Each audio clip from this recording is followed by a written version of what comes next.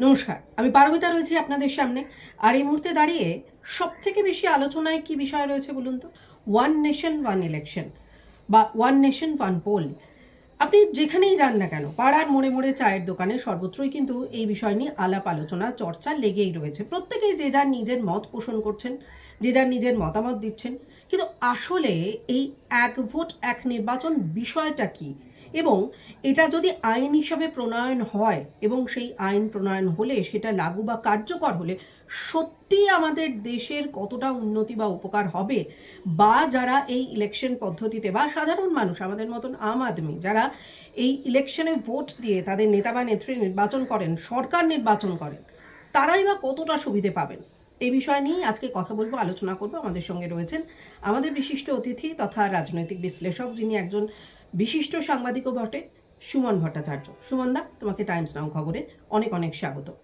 সুমনদা, প্রথমেই এই বিষয়টা একটু খুব সহজভাবে আমাদের দর্শকরা যারা এই ভিডিওটা দেখবেন তাদের জন্য, যারা জানেন না তাদের জন্য, বা যারা জানেন তাদের জন্য, যে এই ওয়ান ভোট ওয়ান নেশন বা এক ভোট এক নির্বাচন বিষয়টা আসলে কি, একটু যদি সহজ ভাষায় বুঝিয়ে বলো। দেখুন পারমিতা, আপনি যেটা জানতে চাইছেন, এই এক দেশ এক ভোট এই বিষয়টা অনেক পুরনো। এই নিয়ে 1983 সাল থেকেই চর্চা চলছে, কিন্তু নরেন্দ্র মোদী সরকার বা বিজেপি 2014 সালে ক্ষমতায় আসার পর থেকেই এটাকে একটা পলিটিক্যাল এজেন্ডায় পরিণত করেছে। এক দেশ এক ভোট বলতে কি বোঝানো হচ্ছে? অর্থাৎ ভারতবর্ষের সমস্ত রাজ্যে লোকসভার সঙ্গেই ভোট হবে এবং লোকসভা এবং বিধানসভা ভোট শেষ হয়ে যাওয়ার 100 দিনের মধ্যে সমস্ত রাজ্যগুলির অন্তর্গত যে পঞ্চায়েত বা পুরসভা তারও ভোট শেষ করে ফেলতে হবে। কেন্দ্রীয় সরকারের, বর্তমান কেন্দ্রীয় সরকারের অর্থাৎ নরেন্দ্র মোদী সরকারের যুক্তি হচ্ছে যে এটা করলে এতে ভোটের খরচ অনেক কমবে, প্লাস ভোট ঘোষণা হলেই যে পলিসি প্যারালাইসিস হয়ে যায়, অর্থাৎ তখন যে মডেল কোড অফ কন্ডাক্ট বা নির্বাচনী বিধি চালু হয়, তার জন্য যে সরকারগুলো কোনো সিদ্ধান্ত নিতে পারে না বা কোনো নীতি ঘোষণা করতে পারে না, সেটাও বন্ধ হবে। অর্থাৎ 5 বছর সরকারগুলো একসঙ্গে কাজ করতে পারবে। নরেন্দ্র মোদী ক্ষমতায় আসার পরে এ নিয়ে দীর্ঘ চর্চার পরে তিনি প্রাক্তন প্রেসিডেন্ট রামনাথ কোবিন্দকে নেতৃত্বে রেখে একটি কমিটি গঠন করেন। তারা প্রায় 1900 পাতার একটা রিপোর্ট বর্তমান প্রেসিডেন্টকে জমা দেন, দ্রৌপদী মুর্মুকে জমা দেন, এবং সেই রিপোর্টের ভিত্তিতেই এই এক দেশ এক ভোট এই বিলটা পার্লামেন্টে আনা হয়েছে। কিন্তু এখানেও একটা বিষয় আছে, অর্থাৎ এক দেশ এক ভোটের জন্য রামনাথ কোবিন্দ যে সুপারিশ করেছিলেন সে অনুযায়ী 3টে বিল আনার কথা ছিল। একটা হচ্ছে যে সমস্ত রাজ্যের ভোট লোকসভার সঙ্গে করতে হবে, যে কটা কেন্দ্রশাসিত অঞ্চল রয়েছে দিল্লি এবং পন্ডিচেরি এবং জম্মু কাশ্মীর তাদের ভোটও লোকসভার সঙ্গে করতে হবে। আর তৃতীয় বিলটা ছিল যে সমস্ত রাজ্যের পুরসভা এবং পঞ্চায়েতের ভোট ওই 100 দিনের মধ্যে করতে হবে। কিন্তু এই তৃতীয় বিলটা আপাতত পেশ করা হয়নি। সুমনদা, এই ক্ষেত্রে কিন্তু আরো একটা বিষয় ভীষণভাবে লক্ষণীয়।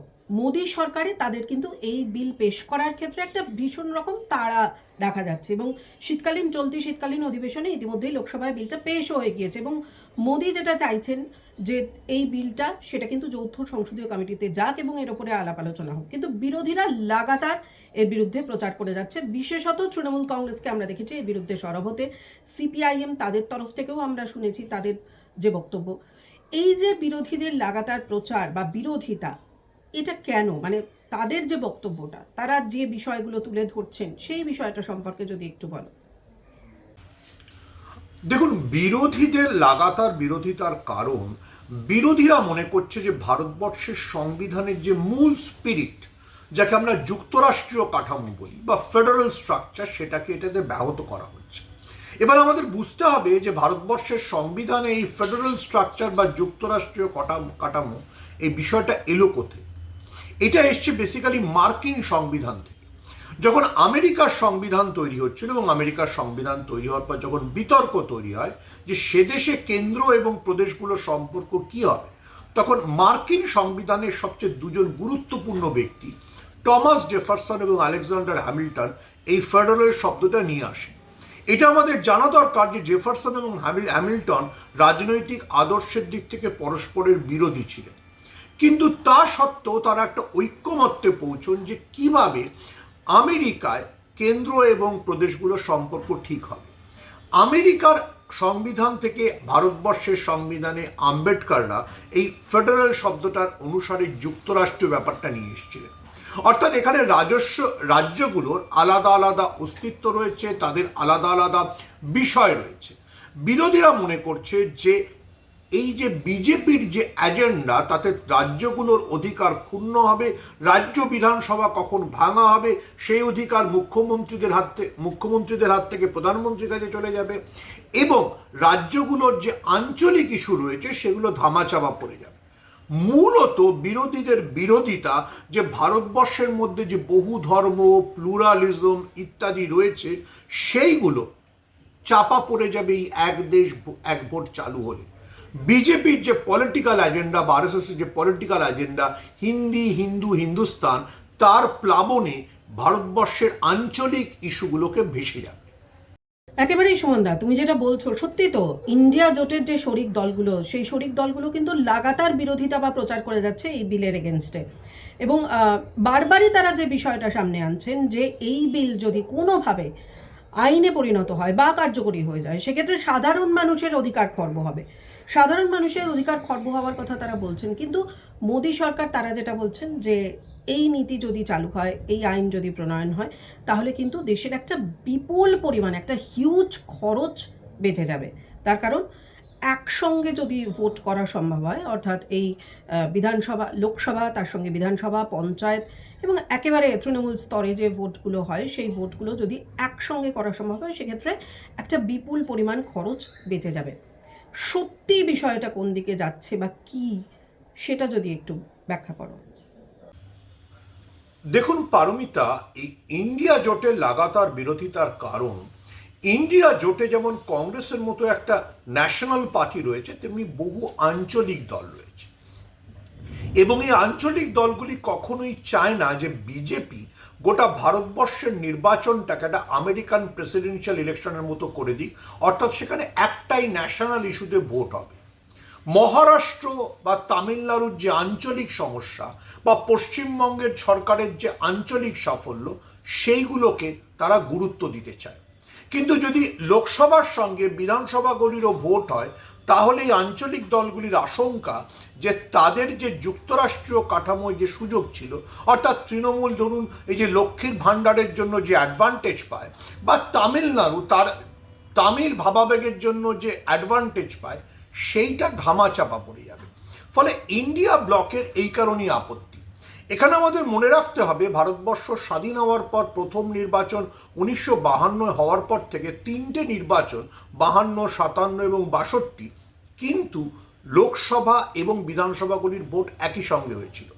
কিন্তু যখন 67তে বিভিন্ন আঞ্চলিক দলগুলির উত্থান হলো, তখন আর এইভাবে একসঙ্গে লোকসভা এবং বিধানসভার ভোট করা সম্ভব হলো না। এবং তারপর বিভিন্ন রাজ্যে কংগ্রেসের যেহেতু পলিটিক্যাল অপোনেন্ট বা রাজনৈতিক বিরোধীরা দাঁড়িয়ে গেল, সেক্ষেত্রেও বহু রাজ্যে বিধানসভা আগে ভাঙা হলো, রাষ্ট্রপতি শাসন হলো, যেমন পশ্চিমবঙ্গে হয়েছিল। ফলে তারপর থেকে ওই লোকসভার সঙ্গে বিধানসভার ভোট এটা আর করা সম্ভব হয়নি। কিন্তু বিজেপি আবার সেই এজেন্ডাটাকে ফিরিয়ে আনতে চাইছে। অবশ্যই তাতে এই আঞ্চলিক দলগুলোর আপত্তি রয়েছে, এবং কংগ্রেসও আপত্তি করছে। কারণ কংগ্রেস বলছে যে ভারতবর্ষের সংবিধান তৈরির সময় যে ফেডারেল স্ট্রাকচার বা যুক্তরাষ্ট্রীয় কাঠামোর উপর গুরুত্ব দেওয়া হয়েছিল, এটাতে সেটা খর্ব করা হয়েছে। একেবারেই সুমনদা, আমরা জানি যে যে কোনো বিল সেটা যখনই সংসদে পেশ হয়, ইতিমধ্যেই যেমন এই ওয়ান ভোট ওয়ান নেশন বা এক ভোট এক নির্বাচন, এই বিলটা এই শীতকালীন অধিবেশনেই লোকসভায় ইতিমধ্যেই পেশ হয়ে গিয়েছে, এবং সেটা আলোচনা হয়েছে, তার উপরে ভোটাভুটি হয়েছে, এবং তারপরে সেটা যৌথ সংসদীয় কমিটিতে যাক, এই বিষয়টাও কিন্তু মোদী সরকার তারা চাইছেন। তো আমরা জানি যে কোনো বিল সেটা এই ভোটাভুটি আলোচনার পরে তারপরে সেটা শেষ পর্যন্ত গিয়ে পৌঁছয় রাষ্ট্রপতির কাছে, এবং রাষ্ট্রপতি এই মুহূর্তে দাঁড়িয়ে দ্রৌপদী মুর্মু, তিনি যখন এই বিলটিতে স্বাক্ষর করবেন, তারপরে সেটা আইনে পরিণত হবে। সত্যি এই বিল আইনে পরিণত হলে সাধারণ মানুষজন যারা নির্বাচনে অংশ নেন, আমরা যারা ভোট দিই, তাদের সত্যি কতটা সুবিধে হবে? দেখুন, এটা আইনে পরিণত হওয়ার এখনো অবধি যা বিজেপি যে বিল পেশ করেছে বা নরেন্দ্র মোদী সরকার যে বিল পেশ করেছে সে অনুযায়ী এটা আইনে পরিণত হতে পারে 2034 সালে। অর্থাৎ 2034 সালে লোকসভার সঙ্গে সঙ্গে বিধানসভাগুলির ভোট হবে এবং তার 100 দিনের মধ্যে পুরসভা এবং পঞ্চায়েতগুলির ভোটও করতে হবে। এই আইন তৈরি হলে বা আইনটা চালু হয়ে গেলে পরে সাধারণ মানুষের সুবিধা হবে কিনা সেটা এখনো পরিষ্কার নয়। যেমন ধরুন অনেক সময় এরকম হয় যে কেউ লোকসভায় প্রতিদ্বন্দ্বিতা করলো কিন্তু সে লোকসভায় হেরে গিয়ে বিধানসভায় প্রতিদ্বন্দ্বিতা করতে পারে। এই সিস্টেমে কিন্তু তার সুবিধে থাকবে না। দ্বিতীয়ত বিষয় হচ্ছে যে যেটা বিজেপির যুক্তি যে এতে খরচ বাড়বে, সত্যি কি খরচ মানে খরচের যে বোঝাটা এখন সরকারের উপর রয়েছে বা সাধারণ মানুষের কমে যাবে? যদি কমে যাবে তাহলে তো আমরা কিছুদিন আগে দেখলাম যে মহারাষ্ট্র, ঝাড়খণ্ড এবং হরিয়ানা এবং কাশ্মীরের ভোট একসঙ্গে করা সম্ভব হলো না। কারণ ইলেকশন কমিশন বললো যে কাশ্মীরে ভোট করাতে গেলে যে নিরাপত্তা বাহিনী দরকার সেই নিরাপত্তা বাহিনী থাকলে মানে অত নিরাপত্তা বাহিনী ওই পাহাড়ি রাজ্যে দিতে গেলে তারা ঝাড়খণ্ডে নিরাপত্তা বাহিনী দিতে পারবে না। তাহলে গোটা দেশে একসঙ্গে লোকসভা এবং বিধানসভার ভোট হলে তার নিরাপত্তা বাহিনী, তার ইভিএম সেগুলোকে ইলেকশন কমিশন দিতে পারবে? আমরা এখনো জানি না। কিন্তু আবারও বলছি যে বিজেপি তার পলিটিক্যাল এজেন্ডা হিসেবে এই বিষয়টাকে সামনে এনেছে এবং তারা জানে যে এই বিষয়টাকে সামনে এনে তারা মানুষের কাছে যেতে চাইছে, দেখো বিরোধীরা তোমাদের ঘাড়ে খরচের বোঝা বাড়িয়ে রেখেছে, আমরা খরচের বোঝা কমাতে চাই। এটা বিজেপির একটা পলিটিক্যাল এজেন্ডা। আদৌ এই আইন কার্যকর হবে কিনা তা নিয়ে সংশয় রয়েছে এবং বিজেপিও লোকসভায় পেশের পরই বিলটাকে জেপিসি বা জয়েন্ট পার্লামেন্টারি কমিটির কাছে পাঠিয়ে দিয়েছে। সুমনদা, মোদী সরকার তারা যেরকমভাবে চাইছেন যে 2029 সাল থেকে এই বিল আইনে পরিণত করে এবং সেটিকে লাগু করার, আইন প্রণয়নের ঠিক কতদিন পর এই বিল লাগু করা সম্ভব বা এটা সিস্টেমের মধ্যে ইনক্লুড করা সম্ভব? দেখুন, এখনো পর্যন্ত বিজেপি লোকসভায় যে বিল পেশ করেছে তাতে বলা হয়েছে 2034-এর মধ্যে এই আইন প্রণয়ন করতে হবে, কিন্তু বা আইন প্রণয়ন করা হবে। কিন্তু এই আইন প্রণয়ন কি আদৌ বিজেপির পক্ষে সম্ভব? খুবই কঠিন। কেন সেটা বোঝাই। এই যে এক ভোট এক দেশ এক ভোট, এই আইন চালু করতে গেলে সংবিধান সংশোধনী দরকার। সংবিধান সংশোধন করতে গেলে যারা সংবিধান সংশোধনের চেষ্টা করবে, যেটা বর্তমানে বিজেপি বা এনডিএ সরকার চেষ্টা করছে, তাহলে লোকসভা এবং রাজ্যসভায় তাদের 2/3 মেজরিটি থাকতে হবে। অর্থাৎ লোকসভায় 543-এর মধ্যে তাদের 362 জনের সমর্থন পেতে হবে, রাজ্যসভায় 243-এর মধ্যে 162। লোকসভায় এনডিএ 362 থেকে অনেক কম, 293। সেই কারণেই ভোটাভুটি মানে বিল পেশ করা যাবে কিনা সেই নিয়ে ডিভিশনই, যেই তারা দেখেছে যে তারা অত দূর যেতে পারছে না, তারা এটা জেপিসির কাছে পাঠিয়ে দিয়েছে। রাজ্যসভাতেও তাদের এই নেই। আরও জটিল বিষয় হচ্ছে যেহেতু এটা সংবিধান সংশোধনী, বিশেষ করে তৃতীয় বিলটি যেহেতু সেটা রাজ্যের পঞ্চায়েত এবং পুরসভা সংক্রান্ত, সেটি দেশের সমস্ত রাজ্যগুলির বিধানসভাগুলির মধ্যে অর্ধেক বিধানসভায় পাশ করিয়ে আনতে হবে। এই মুহূর্তে ভারতবর্ষের রাজনীতির যা অবস্থা, যতগুলো রাজ্য বিরোধীদের দখলে, অর্থাৎ তামিলনাড়ুতে ডিএমকে থেকে পশ্চিমবাংলায় টিএমসি, তারা অবশ্যই তাদের বিধানসভাগুলোতে এই বিল পাশ হতে দেবে না। ফলে সংবিধান সংশোধনী করা বিজেপির কাছে কার্যত কঠিন। ফলে এই এক দেশ এক ভোট আইন আদৌ ভারতে চালু হবে কিনা তা নিয়ে যথেষ্ট সংশয় রয়েছে। অনেক অনেক ধন্যবাদ তোমাকে সুমনদা, এই বিষয় সম্পর্কে আমাদের সাথে কথা বলা, আলোচনা করা এবং চর্চা করার জন্য, আর আমাদের দর্শকদের খুব সহজ ভাষায় স্বচ্ছভাবে এই বিষয় সম্পর্কে বুঝিয়ে দেওয়ার জন্য। কিন্তু প্রশ্ন এখানে থেকেই যাচ্ছে, তার কারণ ইতিমধ্যেই আপনারা জানেন যে আমাদের আলোচনাতেও বারবার উঠে এলো, ইতিমধ্যেই সংসদে যে লোকসভার অধিবেশন চলছে, শীতকালীন অধিবেশন, সেখানে কেন্দ্রীয় আইনমন্ত্রী অর্জুন রাম মেঘাওয়াল তিনি এই বিলটি ইতিমধ্যেই পেশ করে দিয়েছেন এবং যে বিল পেশের পরে ভোটাভুটিতে আপাততভাবে বিজেপির দিকেই পাল্লা ভারী। এবং এবার এই বিলটা যেরকমভাবে মোদী সরকার তারা চাইছিলেন যে এটা কেন্দ্রীয় সংসদীয় কমিটিতে যাক, সেই কেন্দ্রীয় সংসদীয় কমিটিতে এটা পাঠানোর উদ্যোগ নেওয়া হচ্ছে এবং তারপর সেখান থেকে আলাপ আলোচনা এবং যাবতীয় পদ্ধতি অনুসরণ করার পর এই বিলটা গিয়ে পৌঁছবে রাষ্ট্রপতি দ্রৌপদী মুর্মুর কাছে। তিনি যখন এই বিলটিতে স্বাক্ষর করবেন তারপরে এটা আইনে প্রণয়ন হবে। কিন্তু যেটা বারবার বিরোধীরা বলছেন যে আদৌ কি সত্যি আমাদের মতন একটা, যেখানে এত বৈচিত্র্য রয়েছে, এত সুবিশাল একটা মহাদেশ, সেই মহাদেশে এই বিল কার্যকর করা সম্ভব? অর্থাৎ একই সঙ্গে লোকসভা, বিধানসভা, পঞ্চায়েত নির্বাচন, যাবতীয় যত তৃণমূল স্তরের নির্বাচন সমস্ত এক লক্তে করে ফেলা কি সম্ভব? আর যেটা মোদী সরকার বলছেন যে সত্যি যদি এই বিল আইনে প্রণয়ন হয় এবং কার্যকর হয়, সেক্ষেত্রে আমাদের মতন একটা উপমহাদেশে, এত বিশাল একটা দেশে, সেখানে এক লপ্তে কিন্তু ভোটাভুটির যে খরচ আমরা বহন করি, যে খরচ হয়তো আমাদের পকেট থেকেই বহন করতে হয়, সেই খরচ কিন্তু এক লপ্তে অনেকটাই কমে যাওয়া সম্ভব।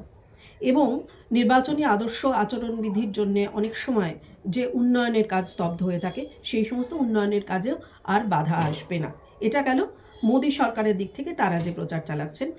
আর বিরোধীরা লাগাতার যে প্রচার করছেন, তারা যেটা বারবার সামনে আনছেন, বলছেন যে কোনোভাবেই এটা পসিবল নয়, এটা সম্ভব নয়, এতে সাধারণ মানুষের অধিকার খর্ব হবে।